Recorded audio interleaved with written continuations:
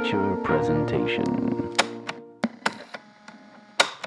Christopher, thank you so much for taking the time to talk to me about Bring Them Down. The first thing I wanted to ask you about uh, was right now, what's going on now with the movie in terms of its release, but also what did the Toronto International Film Festival screening mean to you in presenting the film to an audience that's both critics and industry, but also the public?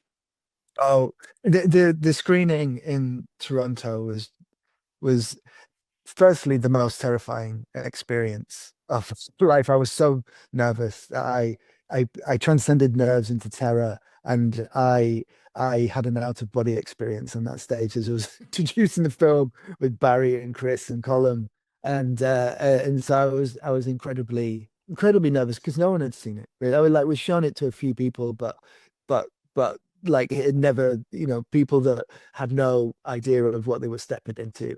Chris had seen it, but Barry hadn't seen it, and Colin hadn't seen it.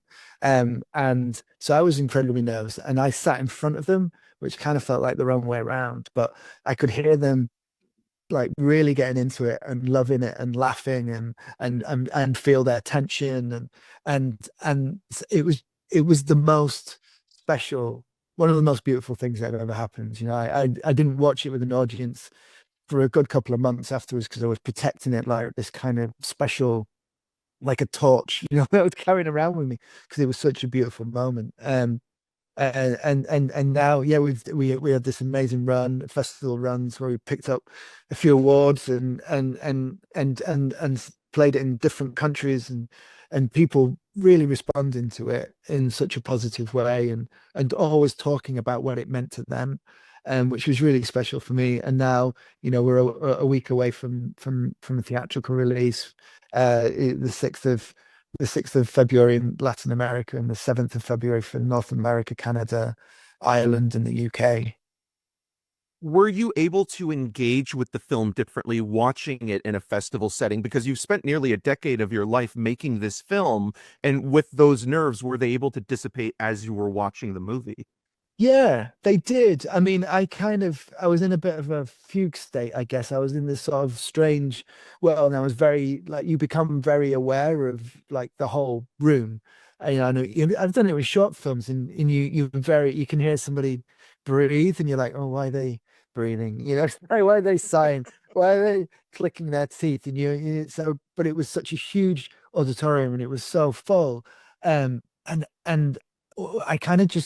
just kept leaning into it, and I could feel people's engagement with it, and I could feel tension. I could feel like them really going on the ride, and it was kind of remarkable. I'd never been in that situation before, so I wasn't really paying attention to the movie.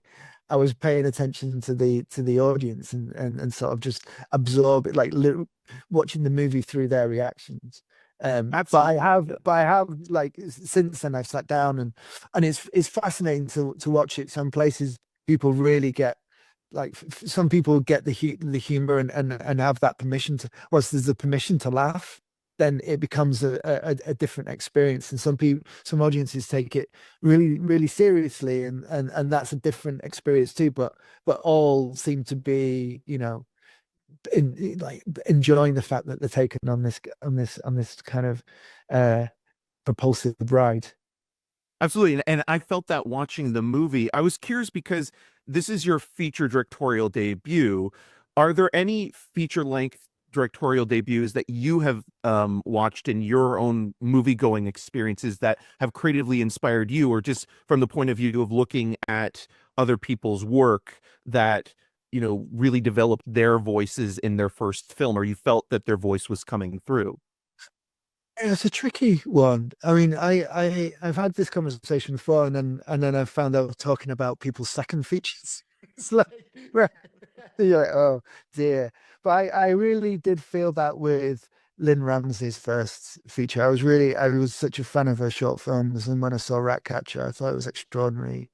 And the same with Andrew Arnold.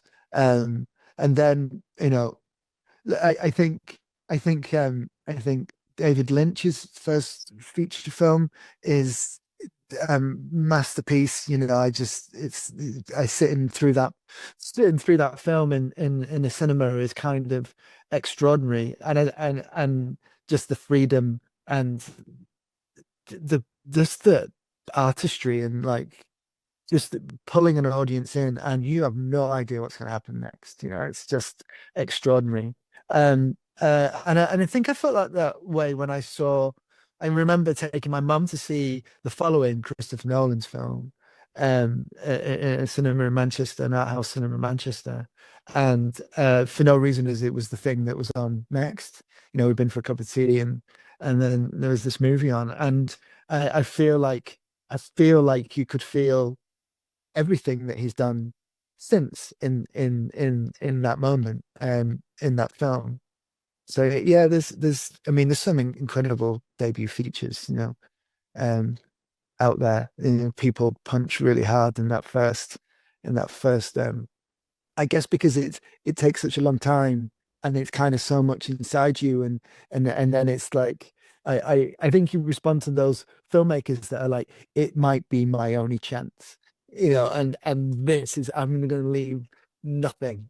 Nothing. I'm not going to leave anything. Yeah, every single idea I've got, I'm going to try and squeeze it into here because I want to try this. I want to do this. I want to do that. And for that reason, you know, sometimes they really do hit. But even when they don't hit those heights, if they've had that ambition, there's something really exciting and sort of effervescent about them. Did you feel that way with Bring Them Down in terms of wanting to put everything on the screen that you wanted to represent in terms of how you were feeling or the themes that you were interested in exploring? Because there, you know, you've talked in previous interviews about having also developed another script prior to this that was going to be your first film. And did this feel like your first film because you were working on that other project beforehand? I think I'd worked quite hard as a writer. You know, I'd worked in the camera department for a long time, so I kind of felt like I understood the, you know, the structure and the process of making films, and I understand, and doing it, you know, spending a few years as an operator gave me this kind of different way of writing, as like through image, through creating image systems, and around with characters within them.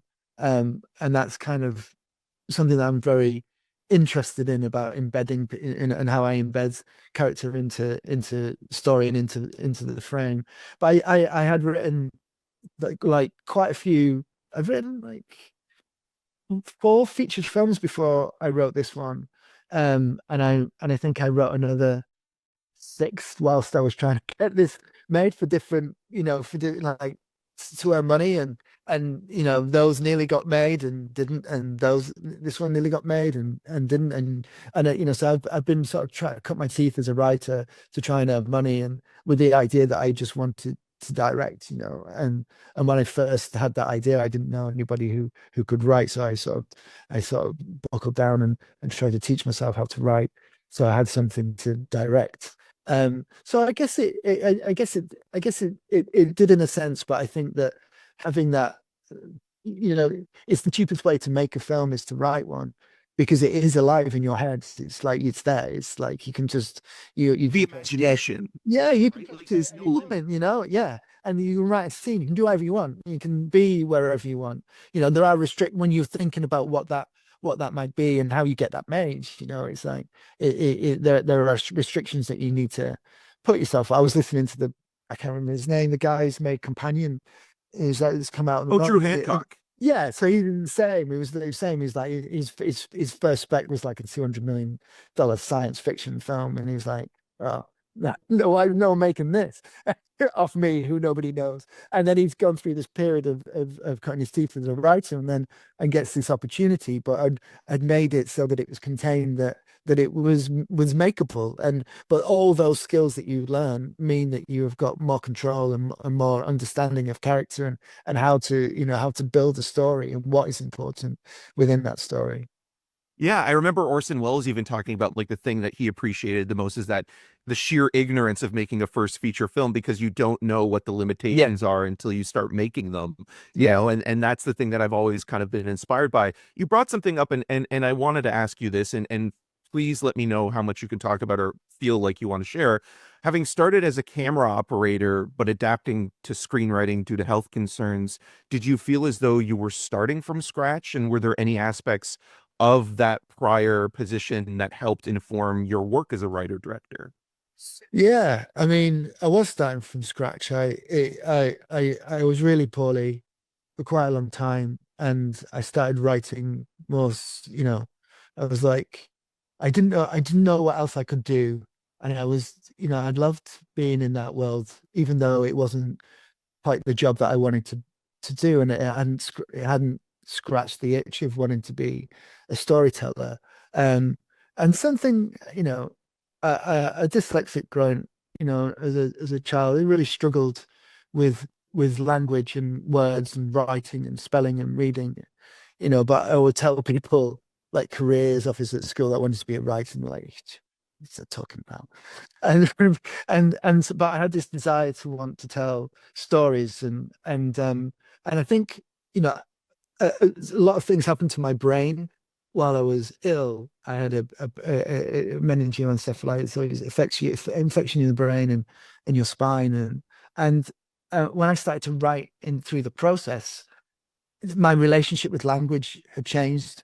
I just there was a freedom, and it might have come from something that's physically changed in my brain, but also I was always very self-conscious and I was always a little bit embarrassed.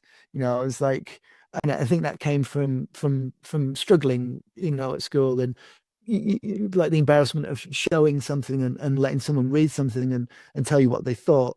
But being that ill, being that close to death and it is quite liberating because there is nowhere else to go. It doesn't get as bad as that, and so that gave me the opportunity to deal in and say, right, this is who I am. I'm not embarrassed. I'm not embarrassed anymore. And so something changed in my relationship with words, but something really changed in the way that I accessed who I am and how I feel about things, and will write unapologetically about how I feel and what I'm exploring. And that is helped by the idea I don't feel like I'm ever going to tell an audience my stance on anything. I'm going to question myself.